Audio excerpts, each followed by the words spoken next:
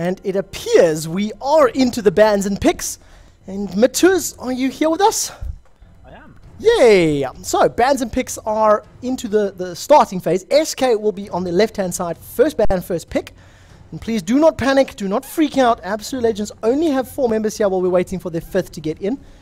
And the first removal is Urgot from the pool. Nobody wants to play against Urgot. Yep, understandable. He is a harassing machine, especially with Soraka at bot lane. And in those team fights, of course, his hyperkinetic position reverser, his ultimate, is a real pain in the backside. So I'm going to get rid of him and Shen. So 2 really standard bans coming out from both teams. Yeah, nothing we haven't seen already. I'd like to see if we're going to see another Kayle ban, or even better, a Kayle pickup. Because I like watching Kayle as a champion. It's quite a strange champion to watch, the aggression, the positioning, and etc. So I'd like to see if anybody is actually going to pick them up with that righteous fury, tossing out those flames. And if I recall correctly, somebody picked up Tiamat on Kayle at MLG. I believe so, yeah. I mean, I didn't see all the games, but I do seem to remember the casters actually calling that one. And Tiamat is one of those, well, similar to Kayle actually, an underused aspect of League of Legends. So, it would definitely be interesting. Of course, Kayle does bring that ultimate alongside her, which will give somebody invulnerability, whoever she so chooses. So, it's very exciting to see if she'll get picked up. Jax and Nocturne, again, incredibly standard bans for obvious reasons. Jax is a powerhouse. Didn't play particularly well in the last game, though, for Anguish, though he did get focused fairly heavily from Skarner at top lane, and Nocturne just has a global presence in that jungle. Yeah, that Paranoia ultimate of his is so strong, especially when you combine it with a couple of different other abilities, you know, the likes of the Enchanted Crystal Arrow, or following it onto an Idol of Durand, or something like that. It's so powerful. We do see a Nautilus ban this time round. Once again, the disruption that Nautilus offers is just so huge. AoE knockups, AoE slows, on-hit snares, you know, the ability to pull somebody backwards. It's such a great utility jungler. And we'll have to see who Absolute Legends removes as their last ban. But, you know, we still got, you know, mainstays, people who were insta-locked or banned previously. Morgana's available, Ahri's available, Ashe, well, banning out Kassadin, so removing Kassadin from SK's hands. But as I mentioned, everybody else is there. Janna, Ahri, Soraka, you know, Morgana. And we are going to see the Soraka lock-in most likely on behalf of SK Gaming. Yeah, exactly as you say, Morgana's still up, and he's one of those kind of characters that 9 times out of 10 you will see banned, you know, or picked up. She's very strong. So, as you know, Quickshot said before, we do only have 4 players in Absolute Legends because the 5th is sorting out whichever problems he currently has. He will be rejoining right after this picking and banning phase. But it is now going to be up to 2 of their players to decide what they want to pick up first to try and counteract that Soraka, perhaps. Now, of course, there are quite a few different options available. I remember seeing the US players, they tend to run a Misfortune to cancel out Soraka, and it is because of those impure shots. You know, you run up, initiate a fight, toss on the impure shots, and it reduces healing by 50%. So, completely negates the health bonus that you're going to pick up in the middle of a fight from the Astral Blessing or from the Wish. And it can be very effective, but of course, Misfortune not necessarily the strongest of AD carries. No, she isn't, and you are going to see Corki getting locked in there. So we could have the same bot lane that we saw last time, or perhaps not actually. Graves was being teetered with, but going to be switched over to perhaps Varus, and this would be the first time I've ever seen Varus picked up in competitive play. In fact, scratch that, because it seems they're going to go back to Graves once again. But Corki, we said it in the last game, his Gatling gun is going to be able to cut through that armor buffs that Graves gets with True Grit and Soraka with her heal. I'm hoping we don't see a Varus this time round. I can recall watching the lower bracket of the Medion Challenge a couple of weeks ago, and SK faced off against... No, it wasn't. I'm lying to you. It was the Fnatic Cup, actually. And SK came up against... I think it was like Team Mega Shock or something like that. It was one of these sort of, you know, go for lol squads that's top, maybe 12 to 20 in Europe, or, you know, 16 to 32 in Europe, but not necessarily at the top professional level. And SK ran a Varus in the bot lane who just got stomped. Stomped. I don't think Varus is at the level of AD carry that, you know, Graves, Corki, Ashe is. And unfortunately, they tried him out and it didn't work very well. And are we going to see Kale? Are we going to see Kale? I was expecting to hear some excitement there when I saw. Oh, they changed it over to Udia. Oh, Changed it to the man bear pig. The man bear pig doesn't know which animal he wants to be, so he'll be all the animals. Yeah, he's a bit greedy, is Udia.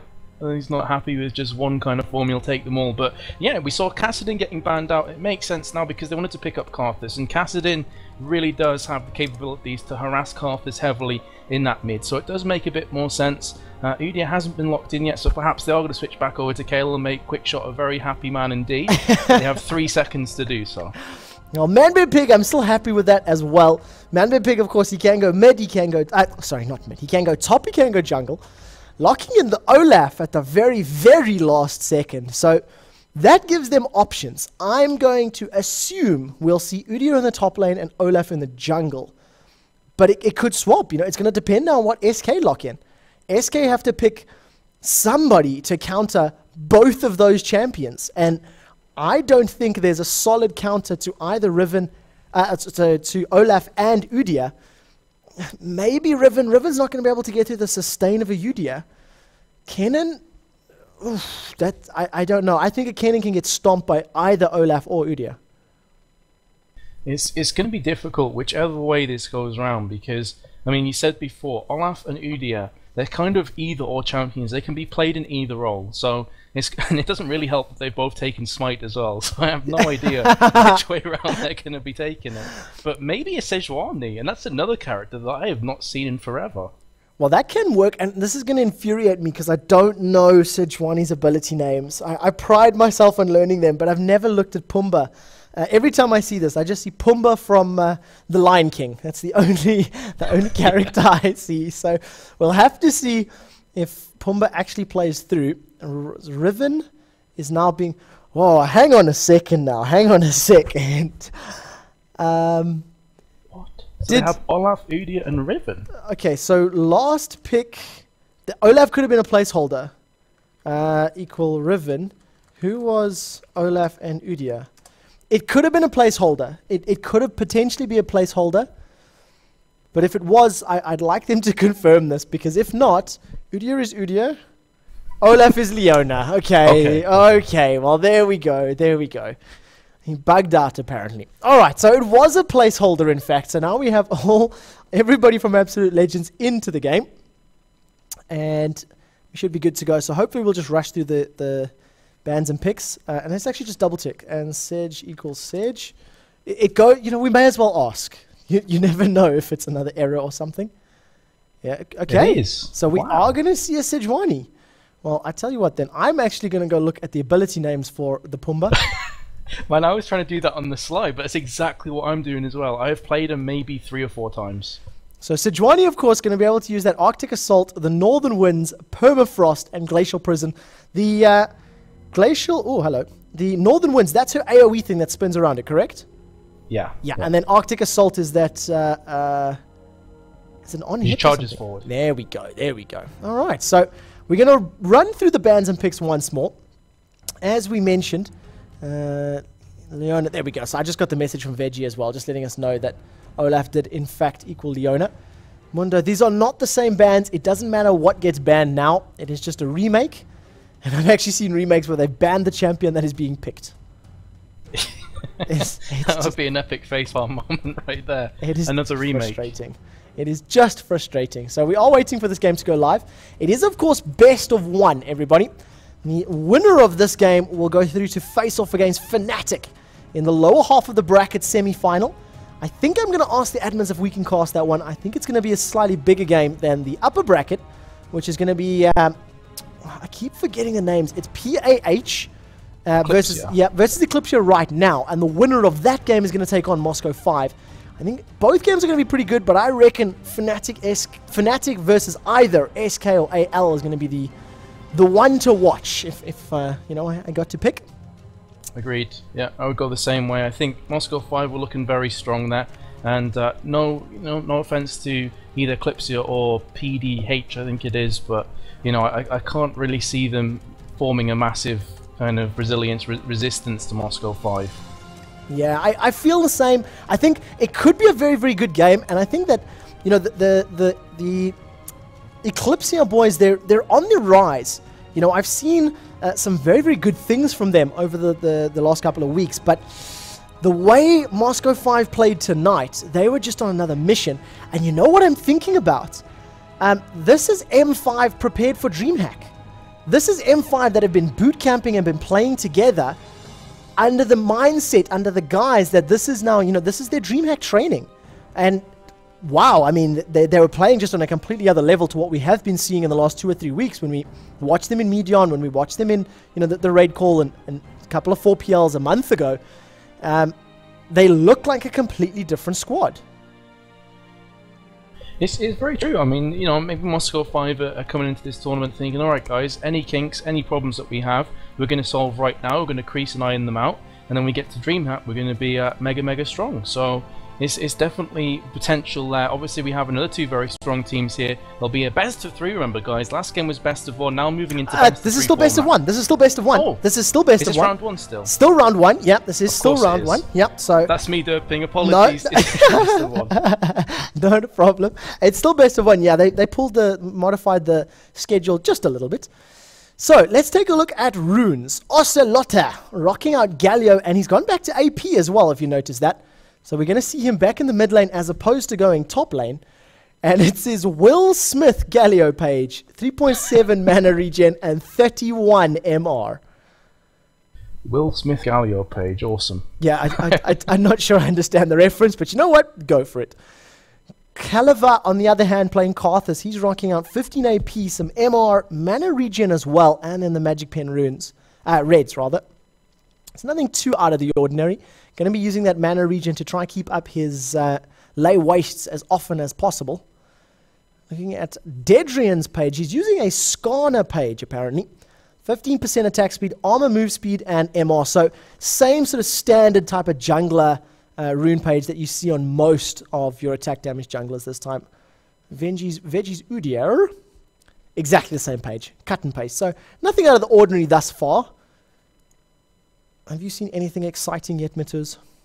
I'm looking at Candy Panda, who of course is going to be taking Kennen AD from the looks of things. In fact, no, he's not. So I'm kind of confused here. Are we going to have Candy Panda at top lane and Kevin filling at bottom? Let's have it appears we will be. That's a possibility. Yeah. I just caught that and I was like, wait a minute. Well, okay, it sort of makes sense. If you think about it, SK have been on a little bit of the back foot in the last couple of weeks. They haven't had the best of tournaments. They've been knocked out in a couple of cups from teams that they're... Oh, wrong page entirely. They've been knocked out from a couple of teams that they really... Oh, it was actually. That they shouldn't have been losing to. And maybe this moving around, maybe these positional swaps is to try and shake things up, try and break this bit of a losing streak that they've been on these last couple of weeks. Actually, having said that, I think Ocelot's actually gone to top, hasn't he? And Kevin's went mid. Didn't they switch that for MLG? Oh, we're going to have to see, because you know, you've got champions and you've got players now. Unfortunately, I didn't actually watch any of their games for MLG, so I don't know what happened. And my chat is dead, so I can't even ask the players, unfortunately. But we are into the last 30 seconds, so guys, that does mean one last advert break. And when we're back, SK take on AL. And who's the only runes I haven't looked at was Nif. Sorry, Nif, I haven't clicked on your page yet. 12 MR, 21 armor, and 3 gold per 10. Standard. Yeah, exactly. And Candy and Kevin changed their lanes, apparently. So that's from the Ken and Yoko. Thank you very much for that one. So does that therefore mean that they've reverted back to Ocelot in mid? Because I'm sure for MLG they switched Ocelot top. I remember that fairly clearly. Ocelot was playing top as well when we were doing the Medion Challenge in the Fnatic Cup, when we seen them knocked out a little bit earlier. So, you know, it could have been the case that they were trying him top and they've pulled him back to mid because, you know, he's a stronger AP mid. You know, we'll have to see, because, you know, we've also seen now... Oh, wow. That's an awesome Sejuani skin. Whoa. Wow, you've also got the Gatekeeper Galio, so they've got a legendary... on top of that. And something that we haven't even looked at. Look at the AoE crowd control. You've got the Sejuani ultimate, you've got the Idol of Durand from Galio, and you've got the Slicing Maelstrom. You combine the 3 of those in conjunction with the Buckshot and the collateral damage, and you've got an AoE GG no re team right there. yes, you've also got a fair amount of AoE in behalf of Riven and Leona, but the champions are primarily single target focused. You know, Riven tends to stick onto one person, attack, attack, attack. Udyr, stick onto one person, attack, attack, attack. It's an interesting combination of AoE on behalf of SK, and then you've got a little bit of a mixed focus on behalf of Absolute Legends right now. Yeah, and one thing I can see happening now, if Ocelot doesn't use his ultimate properly, and we mentioned this before in the previous game that we were casting on between Moscow 5 and Curse.EU, that if, you know, he can get silenced or he can get stunned, Leona's Solar Flare could do the trick there. If she's out of the ultimate, the Idol of Durand, and she can land that on top of Galio, and Kennen as well, it's going to be a lot of stuns coming in just from Leona. Never mind that, you know, you've got Riven and also Karthus coming in too. So it's going to be down to that positioning once again. That word that we use time and time again as League of Legends casters: positioning, positioning, positioning. And I want to see exactly how these lanes play out, because you've got Candy Panna with an AP rune page Kennen. You've got Kevin rocking out Graves. You know, are we going to see Graves going middle and Candy Panna taking Kennen bottom? You know, is Ocelot going to go top with Galio, or are we going to see a standard Galio mid, Kennen top, Graves bottom? You know, it's interesting to see exactly what's going to be happening. And I'm a little bit worried about Elite Random, because we were waiting for him to get into the game right at the very beginning. And now we see a very, very late connection. Is this a remake? I need to bring up my chat and actually see what's happening. Galio's asking for no reply from Absolute Legends right now. He's back, apparently. So he will be connecting. At least that means that's not a reload. It was just a connection-related error. Yeah, good to hear. But we are going to be able to just carry on in this first game, and the only game, best of one. I keep thinking it's a best of 3 for some reason. That's my derp apologies. But either way, I doubt that they're going to have a Team 1 fight, especially if Corki hasn't even connected. So probably going to be very passive here with Absolute Legends. Oh, that's the best thing to do. And a defensive start from SK as well. You see that straight lineup pretty often covering every single entry into the rivers. We do see Candy Panda taking Kennen top. We see Ocelot setting up for middle, and we do see Kevin going into the bot lane. So it looks as though players have simply swapped the champions or the roles that they tend to play. You know, the champions are going to the lanes we always see, and it's the players that are swapping the roles that we're used to seeing them in. And look at your itemization at the moment. Sejuani opening with the regrowth pendant and pots. Thinking going to be quick enough with those northern winds. Yeah, you will see quite a few champions, like, for example, a Nautilus will take boots first, because he wants to be very mobile, he wants to get to those ganks, whereas a character like Sejuani is going to get that movement boost, and she's going to be very, very quick through the jungles, or at least she should be. She has taken Northern Winds first, so that's good for her, and she is going to be able to take down this wave very quickly with the help of Galio, and then it should be taking the blue afterwards. But look at top lane, actually. 2 players lurking in the bush. And Galio did steal a little bit of the experience there from Dedrian and Sejuani. Not the end of the world, but just a tiny, tiny little misstep. Dedrian is now waiting for the cooldown on those Northern Winds, taking a little bit of damage. We do see an invade coming out. Kikis lands the 3rd proc of that Broken Wings. Now we do see Dedrian. He's sticking onto the blue buff as long as he can. Ignite has now gone onto Dedrian. He's going to be able to smite that blue buff away. Get an Ignite from the deal as well. Now he is level 2. He's put a point into that Q ability. If he's going to dash through the wall, just missing the slow onto Calaver's Karthus. And a couple of summoner spells blown, but no kill coming that time round. Yeah, Dedrian ate an Ignite there, but didn't seem to matter too much in the end, and Corki is at bot lane now, so he has reconnected. Everything is A-OK for him, and we are just going to have that farming fest kicking off. But I think you're going to actually have Reggie here for Absolute Legends going for the quick jungle invade, trying to pick up that red, and he has been successful. Really nicely done there. It was compliments of a great leash coming out from the Absolute Legends players on blue buff. It allowed Veggie to pick it up. He saved his smite, and then he was able to pretty much, I don't use the word solo the red buff, but you know, he didn't have a leash on that red buff, and level 2 with that Phoenix stance and the Turtle stance as well as blue buff is more than enough to get in there. But look at the lane swap. Kicker is taking Riven mid versus Ocelot's Galio, and Calaver's going top as Karthus versus Kennen. Well, it makes sense, because, you know, Galio is strong against Karthus. He obviously needs to build himself magic resist, and he gets rewarded with magic resist. His passive will give him a bit of ability power. So Karthus realizing that maybe he needs to just go top and face off against Candy Panda instead. And it's not going to be a face-off that Caliver's going to be unfamiliar with. You know, Kennon's in the mid in solo queue and whatnot. They're not too unusual to play against. And exactly like you said, you know, it's going to be able to allow Kickers to counter Ocelot a lot more effectively. And we do see now Sejuani. I'm trying to take a look at the jungling path at the moment. Just about to finish off that double golem camp. Obviously has not been able to pick up that red buff. So Veggie's a full level ahead. Dedran does have that blue buff. He's going to have to wait for his red to respawn. And I'm going to keep looking at the abilities. Going to see how Pumbaa gets leveled up as a jungler. And how SK Gaming decide to use this big warp egg in game. Yeah, so just going on from that, he has put one in each ability so far. So he has one in Permafrost, one in Northern Winds, and also one in his Q, which is Arctic Assault. We are potentially going to have a gank at top lane, as Veggie is patiently waiting in the bush, Kelliver and Kennen doing a dance between their 3 minions. But it doesn't seem that anything is going to kick off just yet, so Veggie's going to have to continue to be patient. Oh, Candy Panda has moved forward. There goes the Wall of Pain. That's going to hold him in place for a little bit. The Phoenix stance damages all magic, and that Wall of Pain is going to reduce his magic resist. First Blood's going to go down. Compliments of, I think, either the red buff or the Phoenix stance auto attack there, but really, really nicely done. It's so unlucky for Candy Panda. But we do see now Dedran. He's coming in from behind. He's going to be activating those Northern Winds, using that Arctic Assault to dive forward. If he can apply the slow, it might be enough. Then goes the slow from the air grenade of Ocelot, and unfortunately, Arctic Assault misses. Kickers applies that key burst. It's going to hold him in place and just use the Valor to get to safety. Really good positional play coming up from Kickers, actually. Just going back to top lane again, it's one of the reasons why Karthus do like to pick up that exhaust, because you have Wall of Pain, then you have exhaust. It's so difficult for your enemies, for the prey, to get away from that situation, especially when you have the man Bear Pig as Quickshot so aptly named Dudia before, just breathing down your neck as well with that bear form. It's very difficult for Kennen to get away from that onslaught. Really, really good positioning from both of the jungler and the top lane from Absolute Legends, and just so unlucky for Candy Panda. You know, he moved there.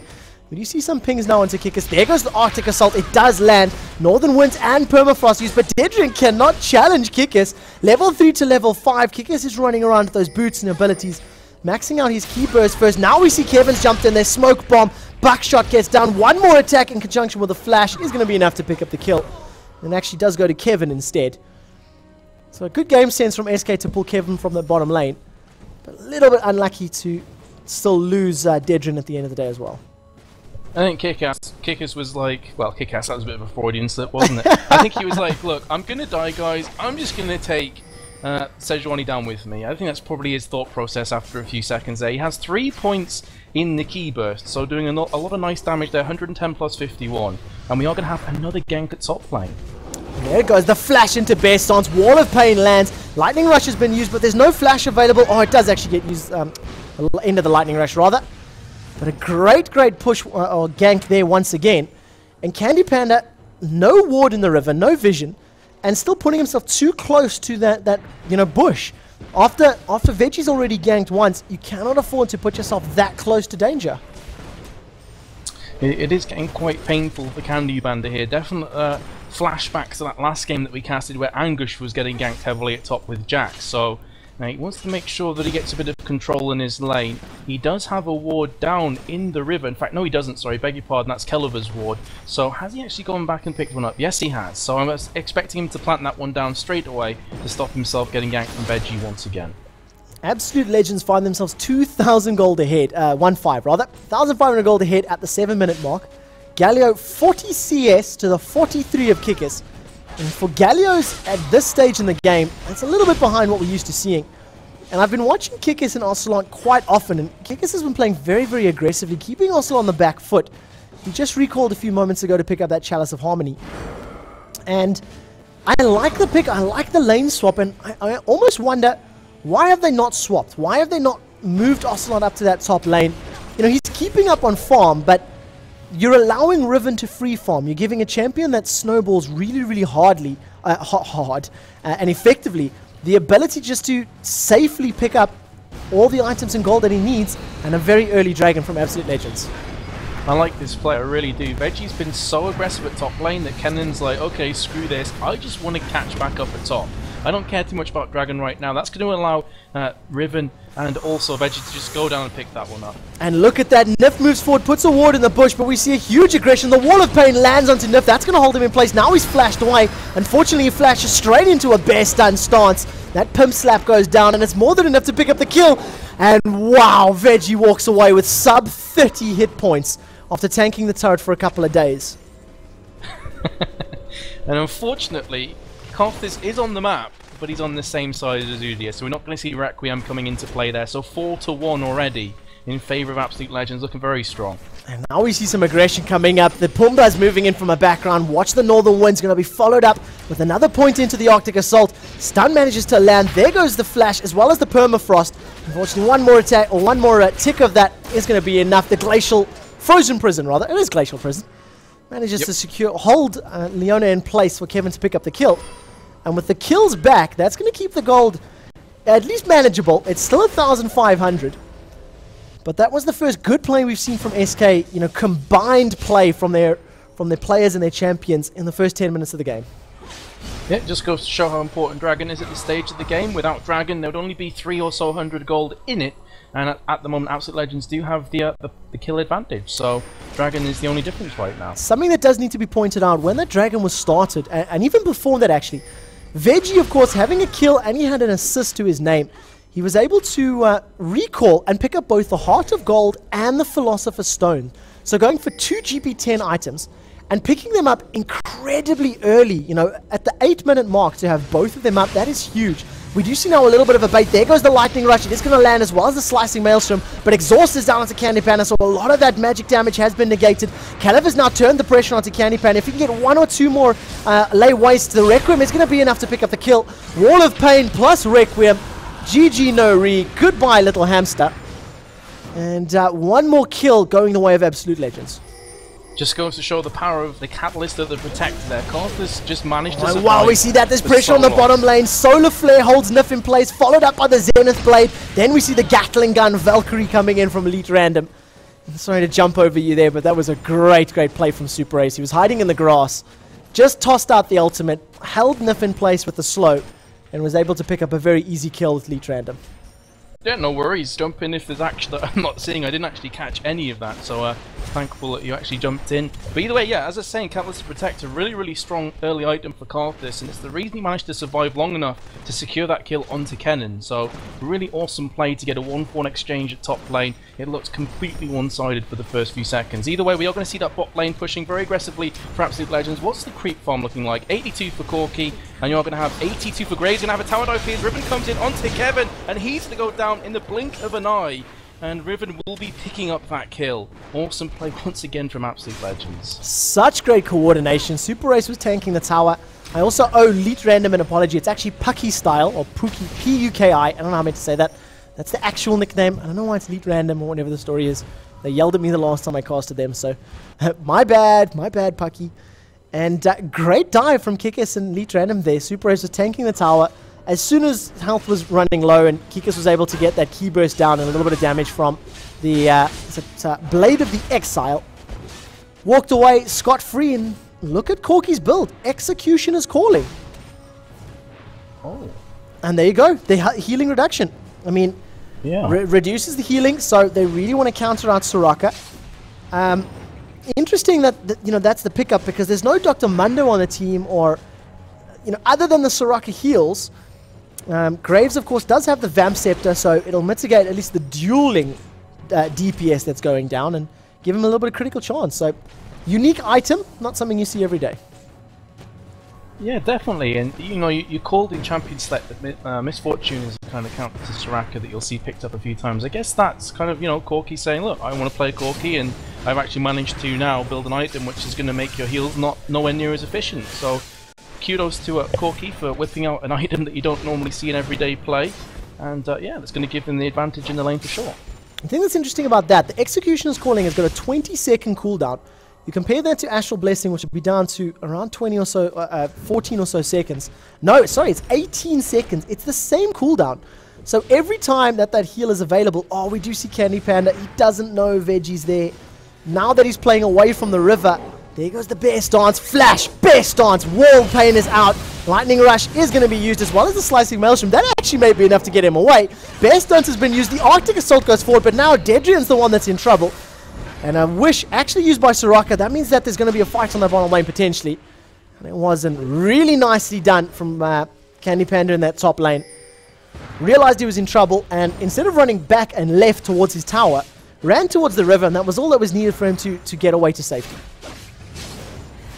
Yep, and well, Leona very, very nearly landing the Zenith Blade.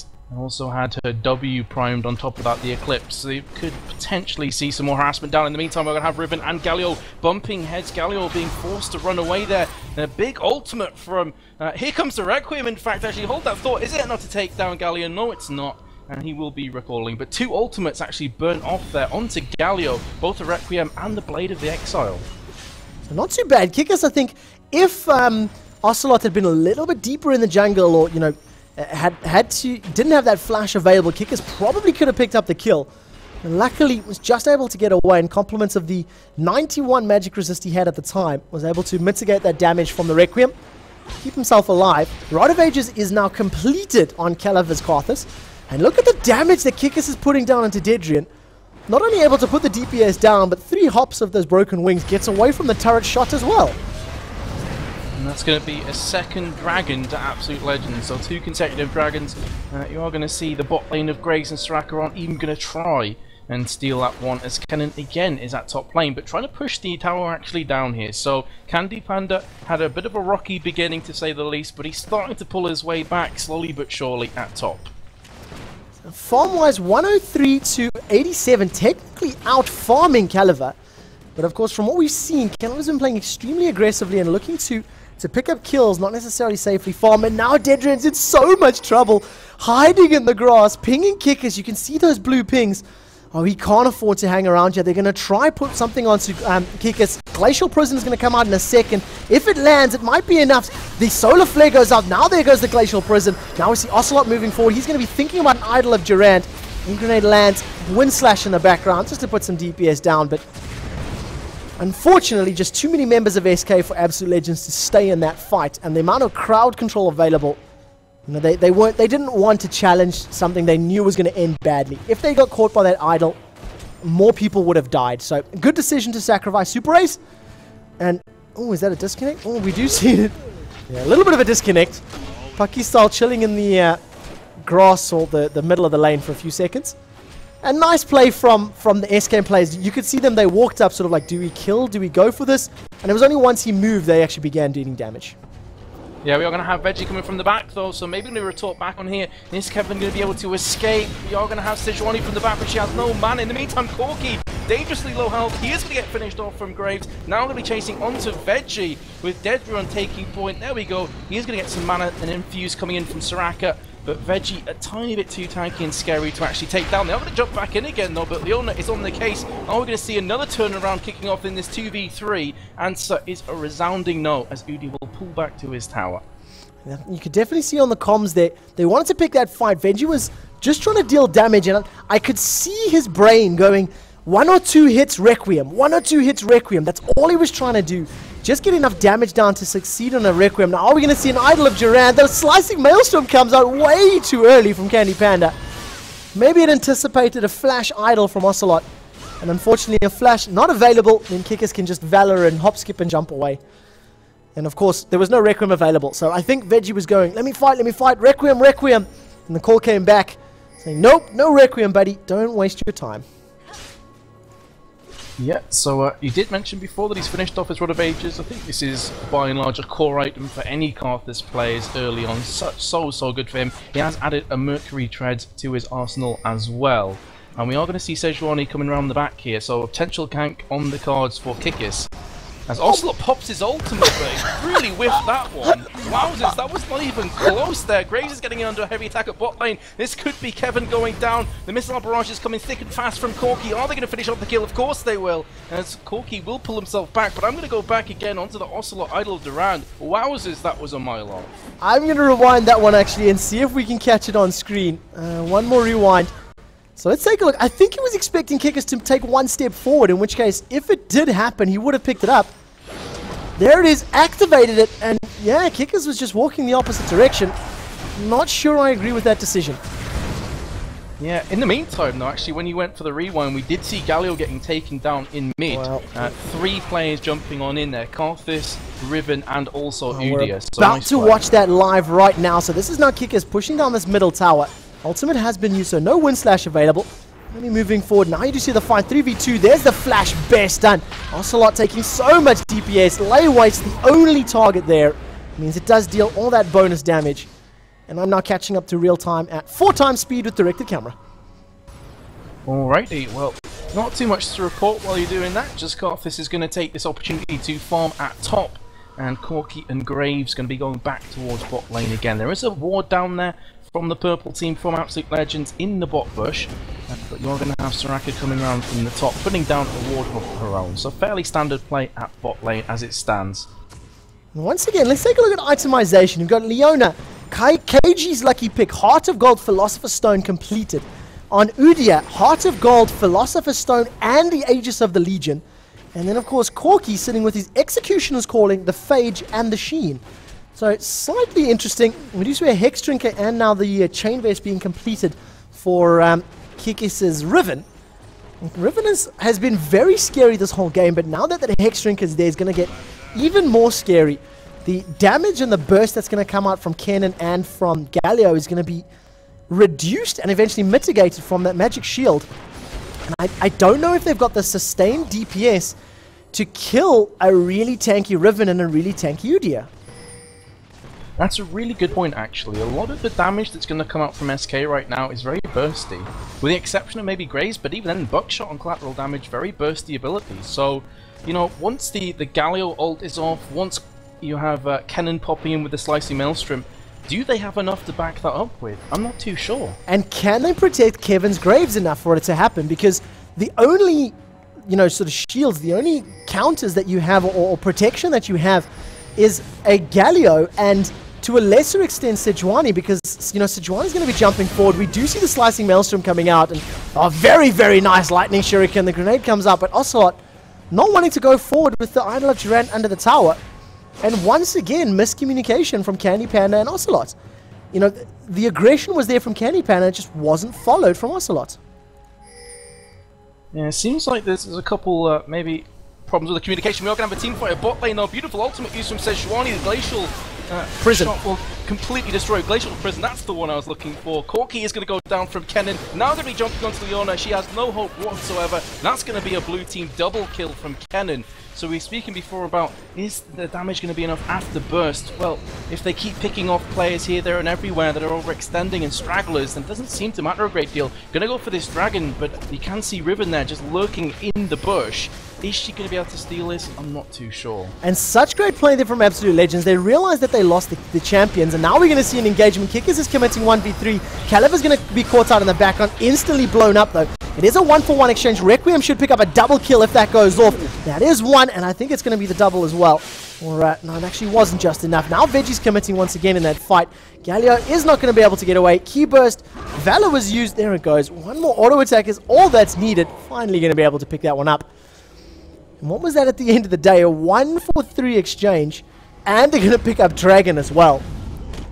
Absolute Legends. Playing absolutely legendary. Yeah, Riven doing really smart play there. She was waiting in the bush. She knew the cavalry started to charge through the jungle. Didn't want to go in on her own. Wasn't going to be playing Rambo Riven today. And with that backup, they're able to secure 3 nice kills. So again, these are the kind of plays that the top teams will do time and time again. 12-9 now. Goal difference 36.6 to 29.9 in favor of Absolute Legends. And they're 4-1 towers ahead. Huge map control. They picked up all 3 dragons. Remember, they picked up 1 at 8 minutes. 1 at around the 14 or 15 minute mark, and now again the 22-minute mark. But the thing that I liked about that play, or that was, you know, hugely beneficial for Absolute Legends, is SK dove straight onto Karthus. They dove straight onto Caliver, blew him up, and he just went, thank you very much, that's what I would like, because now I can safely put some layer weights down. In addition, he got his Requiem out, and that allowed the rest of AL to pick up the, you know, the remaining kills. Yeah, I mean, Karthus, that's why you build stuff like Rod of Ages. He's going to come head-to-head with Kennen, though. But here comes Veggie from the backside. Candy Panda must hate the sight of Udia. He has been his worst nightmare this game so far. As I was going to say before, that's the reason why you build a Rod of Ages on Karthus for that early game kind of tank ability. They're actually going to be going for Baron here, and with Graves out of position, they could actually pick this one up. And the amount of damage that they can put down, the single target DPS from Calavar is immense. They've turned their attention to Nif. He's going to get locked up from a solar flare. They're just going to go back to the giant Dune Worm and finish him off. While that's happened, Corki was able to 1v1 Graves. And Absolute Legends are really just pulling ahead. We do see Ocelot coming. Wind Slash, that looked like it missed, actually. Kickus, I'm not quite sure exactly what happened there. Absolute Legends do manage to pick it up. A little bit of a fail coming out from Dedrin. He wasn't able to get in range for the Smite. Now we're going to see Super Rays. There goes the Eclipse. It is activated. Zenith Blade just out of range. Compliments of the movement debuff. Now we're going to see Elite Random moving up. He does have that Trinity Force and the Executioner's calling. There goes the Executioners, I believe. Couple of auto attacks going down, still removing it actually over and over and over. Surrender Vote comes out, and SK not willing to drag out the game longer than they need to. Yeah, understandable surrender vote coming in there. The Baron was taken. Most team fights they were getting fairly heavily beaten, so you can understand why they went for the old FF. But either way, that's actually going to be Absolute Legends going through to the second round here. Awesome stuff. So we do see them advancing. They're going to be facing off against Fnatic in a best-of-3 semi-final, which we will be trying to get underway as quickly as is possible. I have spoken to the admins, and I haven't got an official word, but I'm going to make an executive decision and say we're going to jump into that game. Hopefully they don't disagree with me. And guys, I'm going to throw up a very quick advert break. When we are back, we will be live with the semi-final of Fnatic versus Absolute Legends.